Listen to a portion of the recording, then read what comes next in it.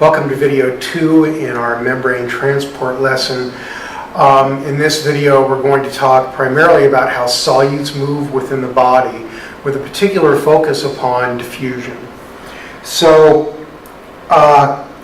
first of all, the first general way that solutes move that we're going to talk about, but only briefly, is bulk flow. We're not going to concentrate upon this. It'll be a major focus of the next block, vital fluids. But this is just a bulk movement of solutes by hydrostatic pressure. What that means is that when blood or water moves within the body, it carries things with it. So if I have blood moving in an artery, you have red blood cells in the blood, and those red blood cells move along the artery because the plasma carries the red blood cells along with it. And so this is what's called bulk flow. Solutes in solution, molecules move the same way the red blood cells do. The blood just flows along, the plasma flows along, and the solutes are just carried right along with it, okay? Quite a bit different from that is really the focus of this video, and that is the process of diffusion. And this is, the definition of this involves what is an apparent contradiction in terms. Diffusion results from the random thermal motion of molecules, that is, molecules moving randomly in solution. But diffusion is also that random movement results in a directed or a net movement of solutes from high concentration to low concentration. Okay? So you may ask yourself, if it's a random movement, how can it be a net directed movement at the same time? So one way that we can demonstrate this, here's our random movement, one way we can demonstrate this is we can take a membrane, this line, and we have two compartments. Compartment 1 has 6 black dots. Compartment 2 has only 2 black dots. So we say that compartment 1 has a high concentration of black dots. Compartment 2 has a low concentration of black dots. We have this membrane in between. Now, if we allow these black dots to move randomly, that means half move to the right, half move to the left. Let's see what happens. So here we have our 6 black dots on side 1. 3 move this way to the left, here, here, and here. 3 move to the right, here, here, and here. So you see what happens? As these 3 move to the right, they cross the membrane into compartment 2. And the 2 black dots in compartment 2, we have 1 black dot that moves to the right, the other one moves to the left. It moves back from 2 to 1. So now, after our random movement, we can look and see what happened. How many black dots do we have on side 2? Well, we have 1, 2, 3, 4. This one stays on side 1. On side 2. On side 1, we can count the dots. 1, 2, 3, 4. This one moved from 2 to 1. 4 black dots here, 4 black dots here. Our concentrations became equal due to the process of diffusion. So this is how a random motion results in the concentration being the same in 2 different spots, and in this case on 2 different sides of a membrane. Okay? So that's how diffusion works. A couple things to remember about diffusion. The first is that larger molecules diffuse more slowly than smaller ones, and that's because they simply move slower. It takes more to move a larger molecule. The second thing, and perhaps and arguably the most important thing to remember, the toughest thing to remember, is that the average time needed to travel a particular distance varies as the square of the distance. So that's just gobbledygook, right? So what does that mean? Well, let's say I have a molecule, S, and S moves 5 microns in 10 milliseconds. So now my question is, how long will it take that same molecule to move 50 microns?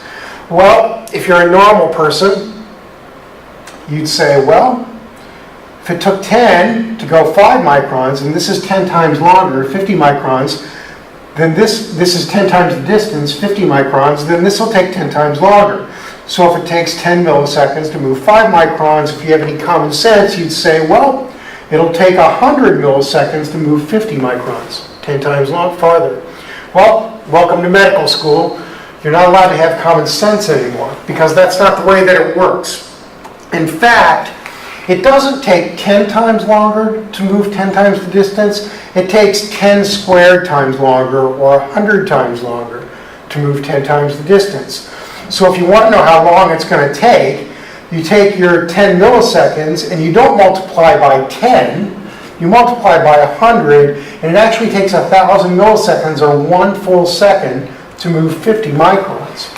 So what that means is that the greater the distance of the diffusion, the slower the process is. So diffusion is not a very good way to move molecules over large distances. If you're going to use diffusion in your body, you need to keep the distances small. And your body has a lot of very clever ways to make sure that that happens. And I'm going to point out one in a minute. I'm going to point it out now. So you do not need this figure. I believe it is in your notes somewhere. But I'm not really interested in you knowing the mechanics of how a cardiac cell works, but I am interested in you knowing why some of these structures are the way they are. So a cardiac cell has an endoplasmic reticulum, and it's specialized, and it's called a sarcoplasmic reticulum, and it contains high concentrations of calcium. And one thing that you'll notice is that that sarcoplasmic reticulum wraps around the myofilaments. And in fact, it releases calcium right here along this T-tubule. And a T-tubule is an invagination of the cell membrane that goes deep into the cell. You can see it here. It invaginates deep into the cell. And what's inside this T-tubule is effectively extracellular solution. So that means it has a high concentration of calcium. So in order to make a cardiac cell contract, you need to raise the calcium in the cytosol. Now let's say I didn't have a T-tubule or a sarcoplasmic reticulum. If I opened up a calcium channel in this cell membrane and calcium came in here and that was the only way that it came in, it would have to diffuse from here all the way down into the middle of this cell to make the cell contract. And that's a long way to diffuse. It's about 10 microns. So that means that your cardiac cell would take a long time to contract, or fully contract. So how do you solve that problem? You bring your extracellular calcium into the inside of the cell down through the T-tubule. And now when a calcium channel opens in the T-tubule, that calcium comes in and it's right on top of the myofilaments. So it doesn't have to diffuse very far to cause a contraction. So your body has minimized the distance of diffusion by taking the extracellular solution and bringing it down to the interior of the fiber through this T-tubule. So you developed a T-tubule to help bring that calcium in and get it close to the myofilaments. Calcium is also released from the sarcoplasmic reticulum. Where's the sarcoplasmic reticulum? It's right here on top of the myofibrils. The release actually takes place right here, right on top, so that the calcium is brought right to the myofibrils. It's released right on top of them. You've minimized that distance of diffusion. It doesn't have to come in all the way from the outside here, all the way inside and diffuse all the way to the middle of that fiber. Okay? So the idea behind these organelles, in part, is to minimize the distance of diffusion and make it easy for calcium to get to the myofilaments to cause contraction. And there's our concentrations. Here's our high concentration of calcium on the outside, low concentration on the inside. And so if you want to bring calcium in from outside to inside, one good way to do it is to get this membrane all the way down inside, bring the calcium all the way down inside, and now when it crosses the membrane, it's right on top of the myofilaments. Okay? You've minimized the distance of diffusion so that contraction can take place relatively rapidly. All right. Finally, we have another final way that solutes move through electrical migration. This is diffusion from high concentration to low concentration, but an additional effect is there in that if the molecule has a charge, like an ion that has a positive charge, it's going to tend to move toward ions that have a negative charge. So charges both diffuse from high concentration to low concentration. They also move such that opposite charges come together. Okay, So electrical migration is a combination of these two things, and so it's a little bit different from pure diffusion, which usually happens when you have an uncharged molecule in its most pure form. Okay?